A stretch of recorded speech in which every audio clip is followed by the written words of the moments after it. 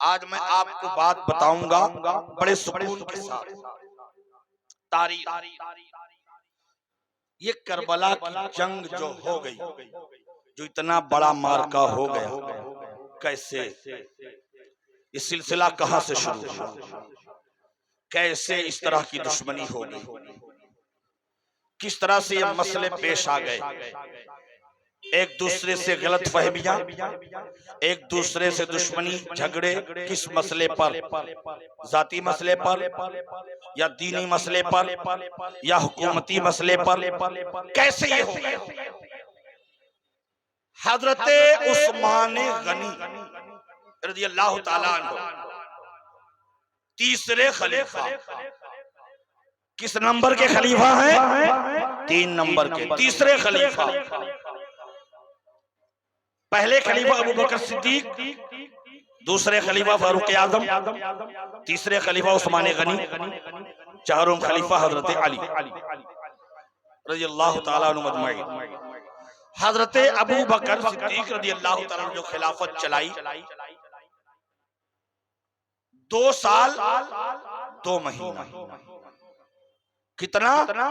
2 साल 2 महीना, जोड़िएगा 2 साल 2 महीना आपने खिलाफत का उम्र अंजाम दिया।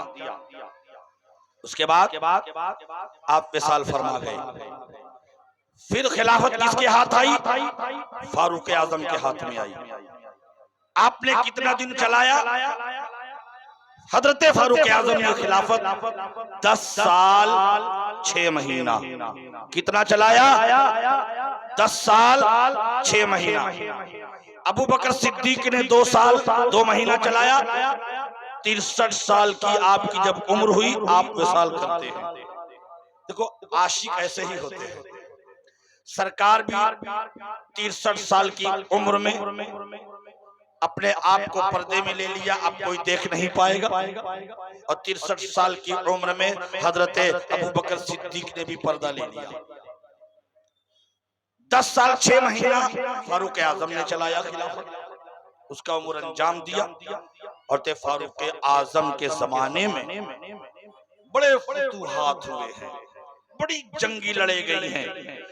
और हजरत उमर के जमाने में कोई जंग इस्लाम की ऐसी नहीं कि कोई जंग हारी गई हो, हर जंग जीती गई है, हर जंग जीती गई है। इसलिए कि इनके दिलों में सच्चाई था, इनके दिलों में ईमान था।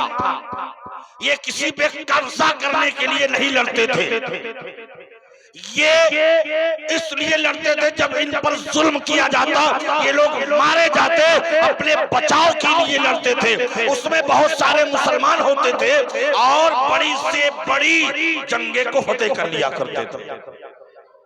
इसलिए कि अगर आप सच्चे हैं तो आप बोलने में दबेंगे नहीं, इसलिए कि हक सर चढ़ के बोलता है। आपके सामने 10 लोग हैं, आप अकेले हैं, लेकिन अगर आप सच्चे हैं तो अकेले आप बोलेंगे। और अगर हम सच्चे नहीं हैं, कहीं से कुछ रवि है, कुछ मसला है, तो दब दब के बोलेंगे। ये फितरते इंसानी है।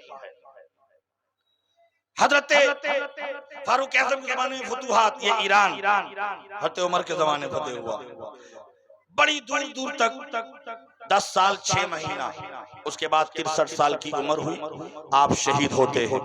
उसके बाद किसके पास हुकूमत आई? हजरत उस्मान गनी रज़ियल्लाहु ताला अन्हु, वो खलीफा हुए। वो कितना दिन चलाए? 12 साल। कितना चलाए? 12 साल। अबू बकर कितना चलाए? 2 साल 2 महीना। हजरत फारूक आजम कितना खिलाफत का उम्र अंजाम दिया? 10 साल 6 महीना। तो ये हो गया 10 2 12 2 महीना वो 6 महीना ये, यानी 12 साल 8 महीना। 12 साल 8 महीना। अब नंबर आया उस्मान गनी का। इन्होंने कितना चलाया? 12 साल। अब 12 12 24 कितना हुआ? 12 24 साल 8 महीना। कितना हो गया? 24 साल 8 महीना खिलाफत उम्र अंजाम दिया। हजरते उस्मान गनी का जब जमाना आया, यहीं से मसला हो गया, यहीं से पैदा हुआ है। हजरत उस्मान गनी रज़ी अल्लाह ताला अन्हु बामुरव्वत, रहम दिल, बड़े अजीम तबीयत के शख्स थे, बड़ी हया। अगर कोई आपको ना, आप खलीफा थे, अगर आपको कोई डांट दे, चार बात सुना देना, तो आप सुन लेते थे, जवाब नहीं देते थे। इस तरह की तबीयत के 6 साल आपने जो हुकूमत चलाई, अल्हम्दुलिल्लाह बहुत अच्छी। बकिया जो 6 साल उसके बाद का जो जमाना है, मसले वही से खराब होने लगे। क्यों कि हजरत उस्मान गनी के जमाने में जगह जगह जो गवर्नर फायज हुए थे, कोई गवर्नर दमिश्क का है, कोई गवर्नर मिस्र का है, कोई गवर्नर अफ्रीका का है, कोई गवर्नर सीरिया का है, कोई गवर्नर इराक का है। जहां जहां गवर्नर थे, कुछ गवर्नरों ने गलतियां करना शुरू कर दी, जुल्म करना शुरू कर दिया। उसमें एक नाम सरे फहरिस्त मिस्र का आता है। मिस्र का जो गवर्नर था, उसने गलतियां शुरू कर दी, लोगों को मारना, नाहक सताना, जिसका नाम था उमरू इब्ने सुरा। वो इस तरीके से लोगों को तकलीफ देने लगा। तो लोग मिस्र से चलकर हजरत उस्मान गनी की बारगाह में मदीना तशरीफ ले आए और आकर के अर्ज करते हैं, हुजूर वहां के जो गवर्नर हैं जुल्म कर रहे हैं, लोगों को मार रहे हैं, गलत फैसले ले रहे हैं, अपना चला रहे हैं, दीन का तो पता ही नहीं है। आप ऐसा करें कि उन्हें माजूल कर दें, कोई अच्छा गवर्नर आप बता, अच्छा गवर्नर। आपने सुना, कहा ठीक है, कोई बात नहीं, कर देते हैं। वो लोग वापस चले गए। कई लोग आए थे, उसमें 400-500 लोग आए थे मदीना ये शिकायत करने।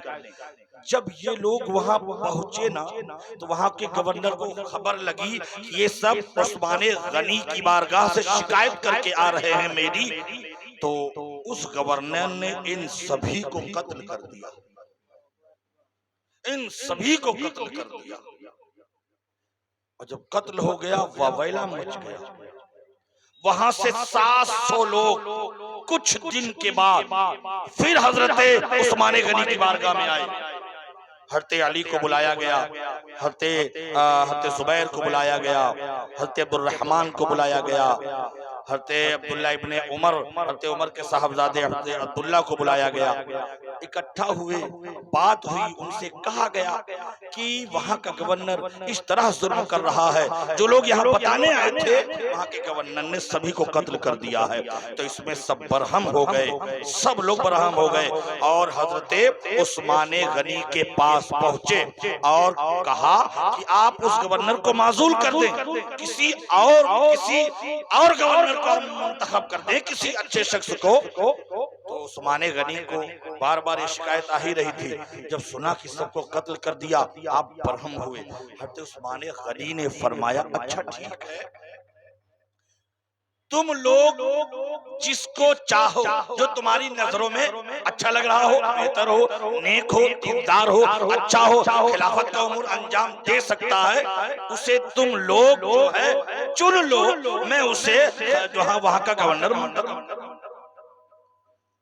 तो वो जो 700 लोग थे जो आए थे मिस्र से, और भी दीगर मदीना के बहुत सारे लोग थे, सब लोगों ने इकट्ठा किया और बात हुई। किसको चुना गया?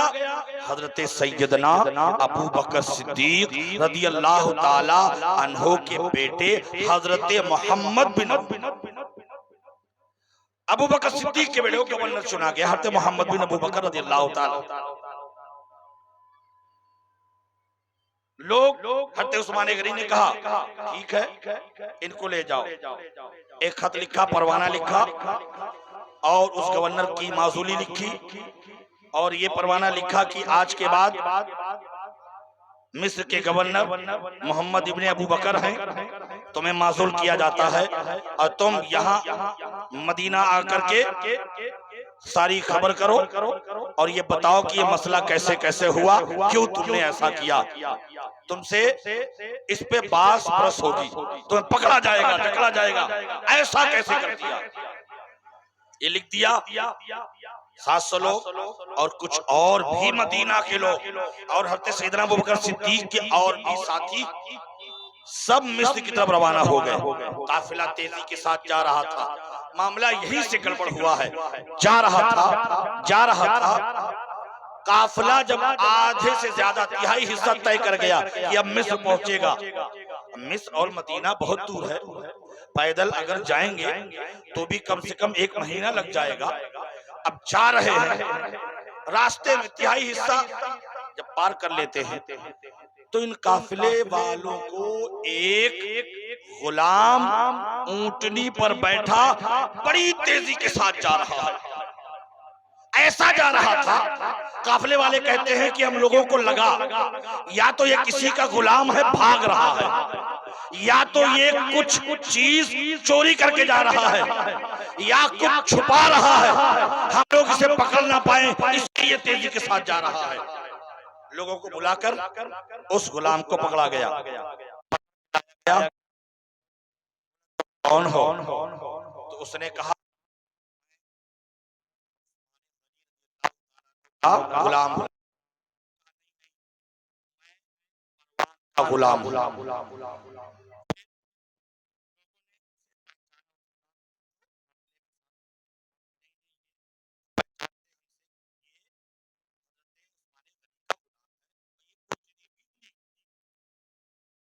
सवाल हुआ तू कहाँ जा रहा है इतनी तेजी के साथ, कहीं से भागा है, कोई मसला है?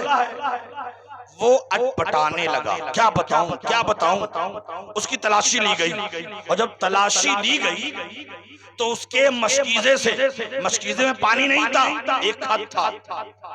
एक खत था। जब मशकीदा खंगाला गया उसमें से एक खत निकला और जो खत निकला उसमें क्या लिखा था कि मैंने, यानी ये बताया गया कि ये खत उस्मान गनी ने भेजा है, लेकिन ये गलत फहमी।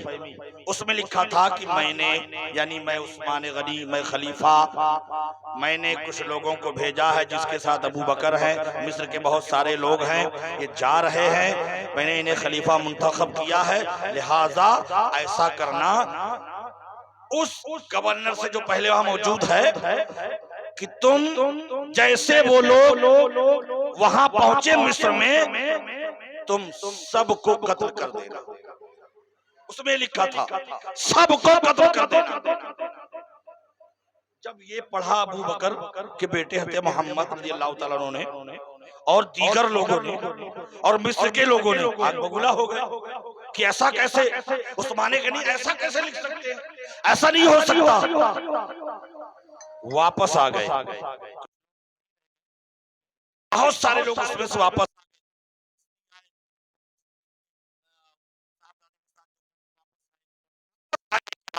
उस्मान गनी रज़ियल्लाहु ताला अन्हु के पास पहुंचे। अब पहुंचने के बाद लोगों ने सवाल किया, हजरत ये खत मिला, ये गुलाम है, ये ऊँटनी है, क्या ये आपका गुलाम है? उस्मान गनी रज़ियल्लाहु ताला अन्हु ने फरमाया हाँ ये मेरा गुलाम है। ये ऊँटनी आपकी? हाँ ये ऊँटनी भी मेरी है। ये खत है? तो हजरत उस्मान गनी रज़ियल्लाहु ताला अन्हु ने कहा जिसके कब्जे कुदरत में मेरी जान है उस रब की कसम ये मैंने नहीं लिखा, यही से गलत फहमी हुई है, ये मैंने नहीं लिखा। अब कुछ लोगों ने कहा यार ये मुझे जो तहरीर है जो लिखा है ये उस्मान गनी की नहीं मरवान की तहरीर लगती है, और ये मरवान जो है हजरत उस्मान गनी के साथ महल में मुशीर बनकर रहता था, मशवरा देता था, और अंदर से इतना बड़ा दगाबाज। कभी कभी होता है ना, आप जिसे अपना करीबी समझो, जिसे दोस्त समझो, वही आपकी जड़ें काटने में लगा रहता है। ऐसा ही मरवान ने किया, आपने उसे अच्छा समझा और उसने इतना बुरा किया। शक लगाया जा रहा है कि मरवान ने खत लिखा है चुपके से, और कासिद क्योंकि वो महल में रहता है, उसी जगह रहता है, तो गुलाम भी उसका, उटरी भी उसकी, लिख करके भिजवा दिया नाम उस्मान गनी का। इस तरीके से मामला मैं बच जाऊंगा, सब इनके ऊपर आ जाएगा। अब जब लोगों को लगा, फिर हज़रत अली और दीगर सहाबा, अजिल्ले सहाबा वहां मौजूद थे, बात होती रही कि अभी शक है कि मरवान की ये तहरीर है। फिर लोगों ने कहा कि तहरीर में तो एक जैसी भी कभी कभी किसी की तहरीर लगती है, हजरत उस्मान गनी की भी तहरीर ऐसी है, उनकी भी तहरीर ऐसी है। अब उसमें शक हुआ तो लोगों ने कहा हुजूर मरवान को आप हमारी तरफ कर दे, हम उससे मामला तय कर लेंगे, समझ लेंगे कि तूने लिखा है, किसने लिखा है, क्या हुआ। हज़रत उस्मान गनी ने कहा शक की बुनियाद है, मैं नहीं दूंगा, अगर दूंगा तो उसे तुम लोग कत्ल कर। वो मैं कहा जाता है मुहावरा है, एक सही इंसान कत्ल ना होने पाए चाहे हजारों बुरे लोग छूट जाए, एक सही इंसान कत्ल ना होने पाए, शक की बुनियाद पर नहीं दिया। तो चलो ठीक है, कोई बात नहीं, सारे लोग वापस चले गए, अपने अपने घर चले गए, सहाबा कराम अपने घर चले गए। लेकिन जो मिस्र के लोग आए थे ना, वो चारों तरफ आपका घर घेर लिया, मुआसरा किया हुआ है कि बस उस्मान गनी मरवान को बचा रहे हैं, अब इन्हीं का अब इन्हें ही मार दो। चारों तरफ से वो लोग हल्ला मचाए हुए हैं। तो हजरत अली और हजरत जुबैर अपने बेटों से फरमाते, हजरत अली ने इमाम हसन हुसैन से फरमाया दरवाजे के पास खड़े रहना, किसी को अंदर जाने मत देना, वरना उस्मान गनी को ये लोग सर पहुंचा देंगे। हजरत जुबैर ने कहा अपने बच्चों से हरगिज़ नहीं जाने देना, पहरा देना। तलवार लेकर के घूम रहे थे। जब बलवाइयों ने, मिस्रियों ने ये देखा कि किधर से भी इनके घर में घुसा नहीं जा सकता, कैसे मारे, अगर इतने लोग हैं, अगर हम लोग किसी को मार देते हैं, हसन हुसैन को मार देते हैं या जुबैर के बच्चों को मार देते हैं, तो इनके लोगों से हम कैसे लड़ेंगे। अगर खबर लग गई ये लोग मारे गए, लिहाजा कुछ ऐसा करो। तो कुछ बलवाई ऐसे थे जिन्होंने दिमाग लगाया, कहा बाजू वाले घर में चढ़ो और उनके घर से उस्मान गनी के घर में कूदो, और कूद कर ये घर में है और वहां जाकर के इनका कत्ल कर, चुपके से, किसी को पता ना चले। इधर नीचे सारी चारों तरफ घर घेरा हुआ है, लोग पहरा दे रहे हैं, लोगों को ये लगा घर घेरा हुआ है और घर के अंदर कोई गया नहीं है, सब यही चिल्ला रहे हैं, सब पहरे पे हैं, सारे बलवाई चिल्ला रहे हैं मार दो, काट दो, जो जिसके जबान में आ रहा है बोल रहा है, ये लोग पहरा दे रहे हैं। इधर चुपके से दो लोग और उसमें तीसरा एक और, वो हजरत अबू बकर के बेटे हजरत मोहम्मद रज़ियल्लाहु ताला अन्हु, जिनको हजरत उस्मान गनी ने गवर्नरी का ताज देकर मिस्र की तरफ रवाना किया था, वो और दो मिस्री चुपके से दूसरे के घर में चढ़े, और चढ़ने के बाद हजरत उस्मान गनी के घर में कूद आए। उस वक्त हजरत उस्मान गनी रज़ियल्लाहु ताला अन्हु कुरान की तिलावत कर रहे थे। आपकी अहलिया मोहतरमा हजरत नाइला रज़ियल्लाहु ताला अन्हा वहां मौजूद थी। ये लोग दौड़ करके झपट के आए, पता नहीं चला किधर से आए, झपट के आए, और हज़रत अबू बकर सिद्दीक के बेटे ने हज़रत उस्मान गनी रज़ियल्लाहु ताला अन्हु की दाढ़ी पकड़ ली। जब दाढ़ी पकड़ी ना, तो हज़रत उस्मान गनी ने फरमाया इब्ने अबू बकर, अगर तुम्हारे बाप तुम्हें इस तरह करते देखते ना तो क्या कहते, बिल्कुल पसंद नहीं आता, और हो सकता है वो तुम्हें कत्ल भी कर। इतना कहा, हजरत अबू बकर के बेटे हजरत मोहम्मद ने छोड़ दिया और छोड़कर पीछे निकल गए, हट गए। यानी जो मारने का प्लान था वहीं पे आपका खत्म। हट गए, सोचे कि जो और 7 आए निकाल लूं, लेकिन जाने किस तरफ से घूम के आए और हजरत उस्मान गनी पर वार कर दिया, जिससे आप शहीद। हजरत उस्मान गनी रज़ी अल्लाह ताला शहीद हो। जब तलवार लगाई तो हजरत नायला रज़ी अल्लाह ताला आपकी बीवी है, हाथ ऐसे रोका कि हाथ पे लग जाए, सर पे ना लगे, पर आपकी उंगलियां कटती हुई हजरत उस्मान गनी के इधर कनपटी पे लगते हुए सीने की तरफ से निकल गई और जमीन पर गिर गए। जब कुरान की तिलावत कर रहे थे उस वक्त एक आयत आती है, बड़ी मशहूर हो गई, तब से वो आयत लोग जान गए, फसायफ़ीकुहुमुल्लाह, ये एक टुकड़ा है कुरान में, वही पढ़ रहे थे और खून का छींटा भी उसी जगह पे पड़ा था कुरान पर। सारा मसला करबला का आगाज यहीं से हुआ है, यहीं से दुश्मनी बढ़ती चली गई। कैसे बढ़ी? उस्मान गनी शहीद हो गए। अब कौन खलीफा बना? कौन बना? हजरत अली। कहो सुभान अल्लाह, जोर से बोलो। कौन खलीफा बना? नाम बोलो। हजरत अली खलीफा हुए।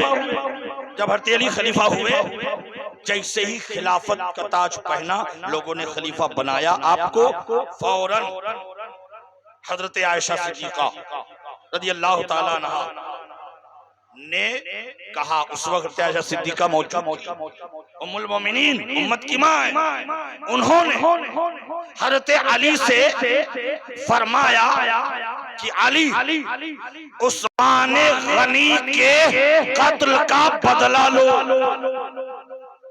क्योंकि आप खलीफा आप हुए हैं, जिन लोगों ने शहीद किया है बदला लो। लेकिन कुछ मसलहत की वजह से हजरत अली ने बदला नहीं लिया। जब नहीं लिया तो हजरत आयशा खफा हो गई, उम्मुल मोमिनीन खफा हो गई और एक बड़ा लश्कर लेकर हजरत अली के खिलाफ खड़ी हो गई। हजरत अली का भी लश्कर, हजरत आयशा रज़ी अल्लाह ताला अन्हा का भी लश्कर आमने सामने, उधर भी 50,000, इधर भी 50,000 का लश्कर अभी लड़ने तैयार है। बातें हो रही हैं कि हो जाए। हजरत आयशा कहती हैं बदला लो, बदला लो, लेकिन कुछ तो मसलहत थी, क्योंकि अली को ऐसे ही नहीं कहा जाता, अना मदीनतुल इल्म व अलीउल बाबुहा। अल्लाह के रसूल फरमाते हैं मैं इल्म का शहर हूं, अली उसके दरवाजे हैं। कुछ तो बात रही होगी जो हजरत अली बदला नहीं ले रहे थे, कोई मामला रहा होगा। समझाने की कोशिश की गई लेकिन नहीं समझा जा रहा है, लड़ गए, जंग हो गई। हजरत आयशा में हजरत अली में जंग हो गई। बड़े इधर से भी मुसलमान, इधर से भी मुसलमान, हजारों की तादाद में शहीद। इसी जंग को जंगे जमल कहा। लड़ गए, लेकिन करते करते ना इधर कुछ मामला हुआ ना इधर कुछ मामला हुआ। लास्ट में बात हुई कि इधर भी शहीद ही हो रहे हैं, इधर भी शहीद ही हो रहे हैं, लोग कत्ल होते जा रहे हैं, ऐसे ही होते रह गए। तो ये इराक, ये ईरान, ये कजाकिस्तान, ये सीरिया, ये तुर्की, यहाँ के जो सिपाही हैं, इनके कबीले वाले किधर से भी मारे जा रहे हैं, दुश्मन बन जाएंगे। वही जाके हुआ बाद में, वही जाके मसला धीरे धीरे धीरे धीरे होता रहा। लोग दुश्मन बनते रहे, कोई आयशा का दुश्मन बन गया आयशा का, कोई हजरत अली का दुश्मन बन गया, जो अली का दुश्मन बन गया उसे खारिज। इस तरह दुश्मनी हो गई। बात सुलह हो गई, इधर भी शहादत इधर भी शहादत, सुलह होकर के हट गए। खिलाफत का अमूर आप अंजाम देते रहे, आगे बढ़ता रहा, बढ़ता रहा। हज़रत अली से कुछ लोग मोहब्बत भी कर रहे थे, कुछ लोग नफरत भी कर रहे थे। हज़रत अली कूफा चले आए, यहाँ से खिलाफत आपने चलाई। हज़रत उस्मान मदीना से चला रहे थे, तो कुछ लोग हज़रत अली के कूफा में मुहिब भी हो गए, कुछ लोग दुश्मन भी हो गए। लेकिन जो मुल्क शाम के, वहाँ के लोग आपके दुश्मन हो गए, सीरिया के आपके दुश्मन हो गए, मिस्र के आपके दुश्मन हो गए। इस तरीके से दुश्मनी बढ़ गई। और जब बढ़ गई ना, तो एक शख्स का नाम, जिन्हें हजरत अमीर मुआविया कहते हैं रज़ी अल्लाह ताला अन्हु, कहो सुभान अल्लाह। ये सहाबी रसूल है।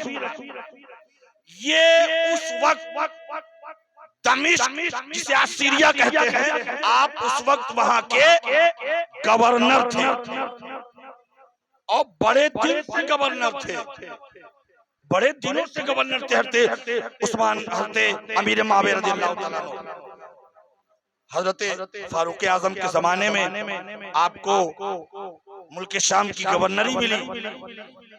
आप फारूक आज़म के जमाने में भी गवर्नर रहे, हज़रत उस्मान गनी के भी जमाने में गवर्नर रहे, और हज़रत अली के भी जमाने में गवर्नर रहे। 20 साल तक लगातार एक जगह पे गवर्नरी आपने की है, क्योंकि सियासत के बड़े हामिल थे। सुभान अल्लाह। हज़रत अमीर मुआविया रज़ियल्लाहु ताला अन्हु, उन्होंने जब ये एक जंग इधर खत्म हुई थी आयशा से, अब हज़रत अमीर मुआविया ने भी असरार, क्योंकि वहां के लोग, सीरिया के लोग, शाम के लोग, सब हज़रत अमीर मुआविया को बार बार टॉर्चर करने लगे। उनके सिपाही टॉर्चर करने लगे कि जो जंग हुई है आयशा में, अली में, इसमें बहुत से हमारे लोग मारे गए हैं, लिहाजा आप उनका बदला ले, आप उनका बदला ले, आप उनका बदला ले। बार बार हज़रत अमीर मुआविया को टॉर्चर करना। तो हज़रत अमीर मुआविया ने हज़रत अली से भी ये कह दिया कि अली, आप उस्मान गनी के कत्ल का बदला क्यों नहीं ले? इन्होंने भी कहा बदला लीजिए, लेकिन उस्मान गनी ने क्या मामला था जो बदला नहीं लिया, क्या मामला था जो कसास नहीं लिया? हमें उस्मान गनी रज़ी अल्लाह ताला अन्हु शहीद हुए हैं, कोई ऐसे हल्के फुल्के नहीं है।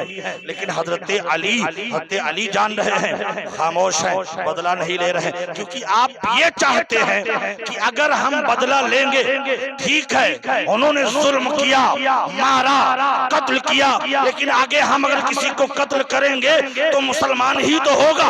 मैं अब हो गया, जो होना था हो गया, अब आगे मसला ना बढ़े, यहीं से ठहर जाए।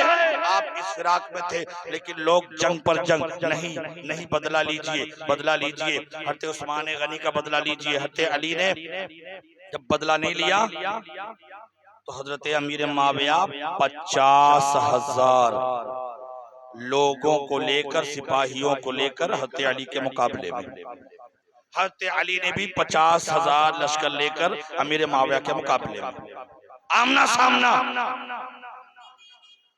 2 महीना या 3 महीना, जैसा कि रवायत में 2 महीना या 3 महीना जंग नहीं हुई।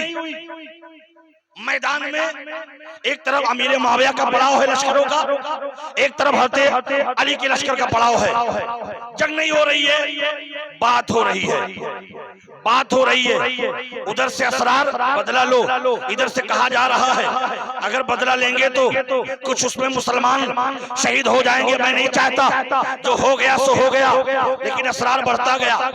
3 महीना ऐसा, और उस 3 महीने में जानते हैं जो अमीर मुआविया के लश्कर में जो सिपाही थे और जो हज़रत अली के लश्कर में सिपाही थे, ये आपस में दोस्त भी बन गए।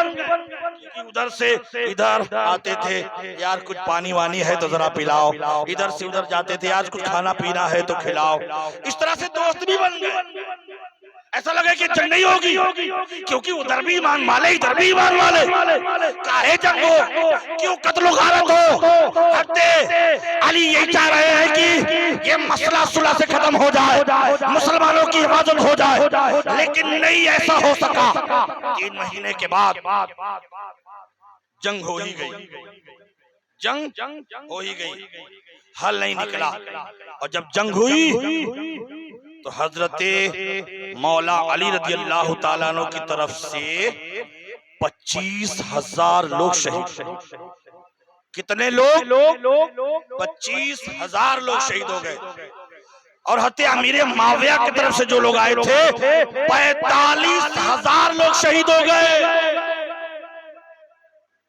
उस जंग में सिर्फ एक मसले को लेकर 70,000 मुसलमान कत्ल हो गए। हज़रत अली चाहते थे कि जंग ना हो, क्या मिला? जंग हो गई, इधर भी मुसलमान मारे गए, इधर भी मारे गए।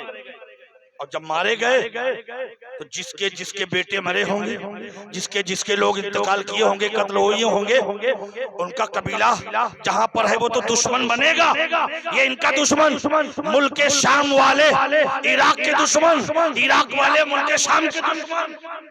दुश्मनी बढ़ती चली गई, बढ़ती चली गई। हर मौका तलाशते रहे कि बदला लिया जाएगा, जहां पाया जाएगा मारा जाएगा, जहां पाया जाएगा मारा जाएगा। जब 70,000 लोग कत्ल हो गए तब जाके मामला ये हल हुआ। और हत्या मेरे माविया माने अली बात सही कह रहे हैं, अगर हम पहले मान लिए होते तो इतने लोग कत्ल ना होते। ऐसे ही मुसलमानों का कत्ल हो गया। आप अल्लाह की बारगाह में हज़रत उस्मान गनी रज़ी अल्लाह ताला अन्हु रिज़ा डालते हैं, परवरदिगार मुझे ऐसे जंग से बचा के रखना मौला। मैं इसे सुलह करता हूँ। और बची हुई अपने सबको लेकर के चले गए, इधर भी चले आए। ये जो जंग हुई हरते अमीर माविया में, हरते अली में, इसे जंगे सिफ़ैन कहते हैं। होगा आपने, जंगे सिफ़ैन। बस गलत फहमी, उसी की जंग हो रही थी, लोग मारे जा रहे थे और दुश्मनी बढ़ती जा रही थी। जो दुश्मनी बढ़ी, हज़रत अली रज़ी अल्लाह ताला अन्हु के दुश्मन हो गए। ऐसे दुश्मन, एक शख्स रात का सन्नाटा था, प्लान बना लिया, आज मार दूंगा। क्योंकि हज़रत अली का तरीका क्या था, सुबह जब घर से निकलते फजर की नमाज के लिए, आप कूफे की जामा मस्जिद में इमाम थे, नमाज पढ़ाने के लिए जब जाते तो घर से जब निकलते तो आपका एक मामूल था, आप लोगों के घरों में जाते, खटखटाते, चलो फजर का वक्त हो गया। आप उठाते जाते, रात का हिस्सा था, उठाते जाते, फिर आप मस्जिद पहुंचते, एक शख्स छुपा बैठा था रात के सन्नाटे में। और हज़रत अली रज़ी अल्लाह ताला अन्हु पहुंच भी गए। कहाँ? नमाज में पहुंच गए, नमाज में खड़े भी हो गए। वो शख्स नमाज में भी आया, एक बुझा हुआ खंजर जहर से अपने बगल में दबा के रखा। जब नमाज के लिए खड़े हुए, अल्लाहु अकबर कह के इमामत पर, उसने पीछे से आप पर वार कर। अली को सामने से नहीं मारा जा सकता। सुभान अल्लाह। ये बुज़दिल लोग ऐसा ही करते हैं, शेर के सामने नहीं आते, एक गीदड़ पीछे से आते हैं। अली के पीछे से अभी नमाज की हालत में, हज़रत अली को नमाज की हालत में जहर से बुझा हुआ खंजर मारा गया, जिससे आप जख्मी हो गए। और जब जख्मी हुए तो शायद 17 रमजान था या 15 रमजान था, 2 दिन आप हयात रहे। अगर 15 रमजान था तो 17 रमजान को आप शहीद हुए। अगर 17 रमजान था तो रवायत में है 19 रमजान को शहीद हुए। अगर 19 था तो 21 रमजान। ये काफी रवायत, इन्हीं में से कोई एक तारीख है जिसमें आप शहीद हो गए। उससे 2 दिन पहले आपको खंजर मारा गया। ये दुश्मनी की वजह से ये जो जंगे हुई, जो लोग मारे गए, उनका कबीला, उनके घर वाले एक दूसरे के दुश्मन हो गए। इधर वाले उधर को मारने की ताक में, उधर वाले इधर को मारने की ताक में। कहां पहुंचाए, कैसे पा जाए, मार दे। अब वो शख्स जिसने मारा था वो पकड़ गया, और जब पकड़ा गया तो एक जहर की गोली लिया हुआ था, उठाया, मुंह में डाल दिया, जगह पे खत्म, ताकि मामला खत्म हो जाए कि मुझे भेजा किसने था। ये पूछताछ का मौका ही नहीं मिला। बहरकैफ हज़रत अली शहीद होते हैं। फिर खिलाफत किसके हाथ में? हजरत इमाम हसन के हाथ में। सुभान अल्लाह। इसलिए कि अब पूरे रूए जमीन में इमाम हसन के मुकाबले में कोई नहीं था। अब वो बशर दुनिया में इमाम हसन के मुकाबले में कोई दूसरा बशर बेहतर नहीं था, नेक नहीं था, अच्छा नहीं था। इसलिए लोगों ने हजरत अली ने नामजद नहीं किया खलीफा, नहीं, अपने बेटे को खलीफा नहीं बनाया अपने अपने हाथों, हरगिज नहीं, लोगों ने बनाया। आप तो मना कर रहे थे, नहीं नहीं मुझे मत दो, इसलिए कि इमाम हसन बुजुर्ग हस्ती, खामोश रहने वाले, अल्लाह की लौ लगाकर बैठे रहने वाले, इबादत करने वाले। वो बोले खिलाफत का काम मेरे हाथों होगा तो फिर मेरी इबादत में कमी आ जाएगी, खलल आएगा, फिर मुझे और भी काम करने होंगे, लिहाजा इससे मुझे छुटकारा दो। लोगों ने कहा नहीं, आपके सामने कोई है भी तो नहीं, कोई मुकाबले में है भी तो नहीं, किसे दिया जाए? तो हज़रत इमाम हसन को खलीफा बनाया गया। जब इमाम हसन को खलीफा बनाया गया ना, तो जो मुल्क शाम वाले लोग हैं, जो मुल्क शाम वाले लोग हैं, थोड़ा सा वक्त बाकी है, आखिरी बात, जो मुल्क शाम वाले लोग हैं, जो हज़रत अमीर मुआविया के साथ जंग में आए थे, हज़रत अली से जंग करने, वो तो दुश्मन थे ही, और फिर वो इमाम हसन जो अली के बेटे हैं और बड़े दुश्मन। अली की वजह से इतनी जंगें हुई, इतने लोग मार दिए गए वहां के मुल्क शाम के, और इराक वाले सोच रहे हैं कि इतने लोग मार दिए गए अमीर मुआविया की वजह से, दुश्मनी तो बड़ी। लेकिन जब हज़रत इमाम हसन खलीफा बने तो बार बार शाम वाले अमीर मुआविया को टॉर्चर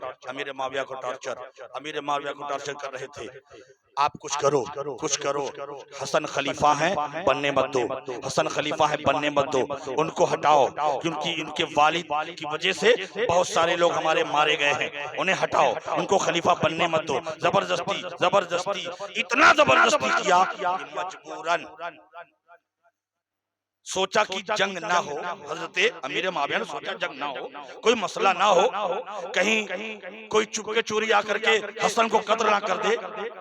तो उन्होंने एक तदबीर निकाली और कहा, हजरत अभी मसला बहुत गर्म है, लोग बहुत गुस्से में हैं, लिहाजा अगर आप इससे माजूल हो जाएं और मुझे दे दें, हाँ मेरे इंतकाल के बाद किसी को कोई उद्र नहीं होगा, मेरे इंतकाल के बाद खिलाफत आपको मिल जाएगी। मैं चाहता हूं कि कोई और मारा न जाए, कोई और शहीद ना हो, मसला हल हो जाए। तो हज़रत इमाम हसन ने कहा ठीक है, अच्छी बात है, आप अच्छी बात कर रहे हैं, सुलह की बात कर रहे हैं, सुलह मेरे नबी को भी पसंद है और मुझे भी पसंद है, सुलह पसंद आ गई, ठीक है। उसमें बात ये हुई, क्या सुलह में बात हुई, यही बात बता के अपनी बात खत्म कर दूंगा। इमाम हसन और अमीर मुआविया से सुलह हुई, जब माजूल हुए आपने खिलाफत छोड़ दी और किसे दे दी खिलाफत? हज़रत अमीर मुआविया को। अब आप गवर्नर शरीफ मुल्क शाम के ना रहे, पूरे इस्लामी मुल्क के हो गए, हर जगह के आप हाकिम बादशाह हो गए। सुलहनामा लिखा गया। हज़रत इमाम हसन ने कहा, जो लोग इराकियों की वजह से जंग सिफ़ैन में आपके लोग मारे गए हैं, उसका किसी से बदला नहीं लिया जाएगा, उसका किसी से बदला नहीं लिया जाएगा, और इधर से भी, इधर के जो लोग मारे गए हैं, इधर का भी कोई उधर नहीं जाएगा, बदला नहीं लेगा, फिर से सारा मामला दुरुस्त हो जाएगा। उसके बाद आप सालाना 1 लाख दीनार आप पहले बैते रसालत को भेजते रहेंगे, और खिलाफत का अमूर अंजाम, जब भी आप कोई फैसला लेना, ये बड़ी बात थी इमाम हसन की, जब भी आप कोई दीन के बारे में, फुतूहात के बारे में फैसला ले लेना तो मुझे जरूर खबर कर देना, मुझे जरूर बता देना, मैं ये करने जा रहा हूं और मेरी इजाजत होगी तो करना, वरना नहीं। ठीक है, मान लिया गया। खिलाफत दे दी।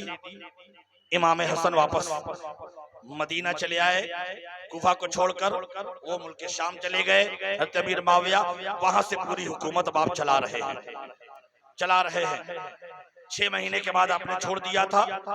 उसके इमाम हसन रज़ी अल्लाह ताला अन्हु 10 साल खिलाफत छोड़ने के बाद 10 साल इमाम हसन मौजूद रहे इस दुनिया में। 10 बेशक साल। सुभान अल्लाह। 40 हिजरी या 41 हिजरी थी, इमाम हसन ने खिलाफत दी। किसको? अमीर माविया को। और आप कब शहीद हुए? 49 हिजरी में। 9-10 साल 49 हिजरी में आप शहीद हुए। आपको जहर दिया गया। इस तरीके से आप शहादत पा जाते हैं और इसके बाद ये मामला चलता रहता है और इस तरह ये वाकया करबला की जानिब चला जाता है और करबला रोनुमा हो जाता है।